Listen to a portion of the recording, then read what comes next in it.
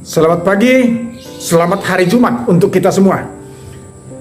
Mari kita berdoa sebelum kita renungkan firman Tuhan. Allah Bapa di surga, terima kasih Tuhan. Karena kasih-Mu, Engkau telah memberikan kepada kami kehidupan yang baru di pagi ini. Segala aktivitas kami akan kami mulai di dalam kuasa dan penyertaan-Mu. Sebelumnya Tuhan, kami mau mendengar kebenaran firman-Mu. Biarlah firman itu yang menjadi pelita dalam setiap perjalanan hidup kami, agar kami menjadi hidup orang yang benar di hadapan-Mu. Dalam Kristus Yesus kami berdoa kepadamu. Amin. Firman Tuhan untuk kita di pagi ini diambil dari Matius 5 ayat 17. Demikian firman Tuhan. Janganlah kamu menyangka bahwa aku datang untuk meniadakan hukum Taurat atau kitab para nabi. Aku datang bukan untuk menyediakannya, melainkan untuk menggenapinya. Saudara yang terkasih dalam Kristus Yesus, dalam kehidupan orang Israel, hukum Taurat itu dan hukum para nabi disebut Torah, yaitu hukum yang harus dilakukan. Dan di luar itu, manusia dikatakan berdosa apabila dia tidak melakukan setiap yang digariskan di dalam kitab Torah dan juga hukum yang ke-10 tersebut. Maka karena banyaknya aturan di dalam kehidupan bangsa Israel, sehingga hukum yang ke-10 itu mereka perbanyak lagi menjadi 631 yang menjadi aturan dalam kehidupan mereka. Dengan demikian, banyak hal yang boleh dipertentangkan tentang hukum Tuhan dengan hukum manusia di tengah-tengah dunia ini. Justru karena banyaknya aturan tersebut yang telah digandakan oleh bangsa Israel, maka banyak jugalah dosa dan pelanggaran menurut mereka di dalam setiap perilaku dan perbuatan daripada manusia. Dengan demikian saudaraku, dalam konteks ini Yesus berbicara bahwa Dia datang bukan untuk meniadakan hukum Taurat atau kitab para nabi, tetapi untuk menggenapinya.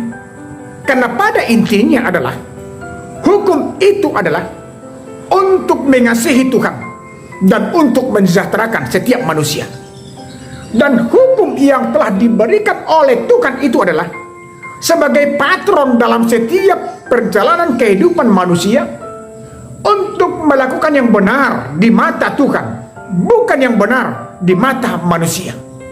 Seperti halnya kita orang Batak, banyak hal adat yang sebenarnya itu bukan melanggar hukum Tuhan, tetapi itu selalu dipertentangkan sebuah kebenaran yang harus dilakukan oleh manusia di dunia ini.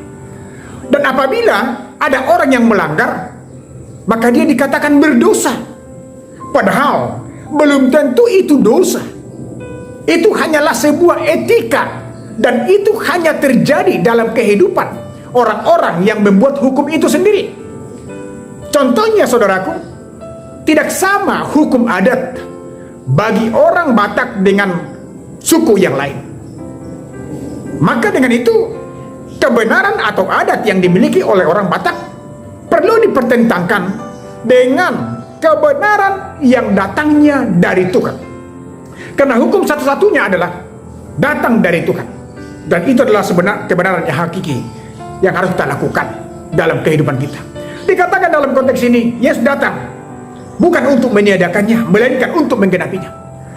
Dengan demikian, siapa yang sudah hidup dalam Kristus, wajib hukumnya dia percaya hanya kepada satu Tuhan, satu penyelamat, dan satu juru selamat, yaitu Yesus Kristus. Dan dia harus hidup mengasihi orang lain sama seperti dirinya sendiri, bukan merasa dirinya paling benar, paling baik, dan paling sempurna di tengah-tengah dunia ini. Dan kita diwajibkan untuk selalu hidup bersama-sama dengan orang lain, karena kita adalah sama-sama pewaris kerajaan Tuhan di tengah-tengah dunia ini. Maka dengan ini saudaraku, marilah hidup sesuai dengan gambaran yang telah diberikan oleh Kristus. Mari meneladani setiap perkataan dan perbuatan Yesus. Karena di dalam Yesus sudah genap hukum Taurat yang dari Tuhan. Lakukan itu, hidupmu akan terberkati. Amin. Kita berdoa. Tuhan Allah Bapa kami di surga, terima kasih Tuhan.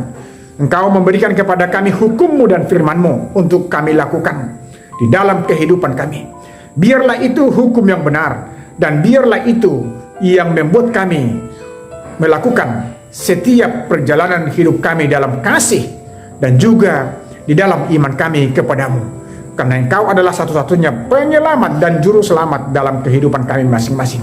Allah Bapa di surga, kami akan berjalan bersamamu untuk mengarungi setiap perjalanan hidup kami.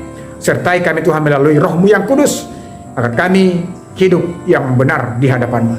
Dalam nama Anak-Mu Yesus Kristus kami berdoa, bersyukur kepadamu. Amin. Selamat pagi. Salam.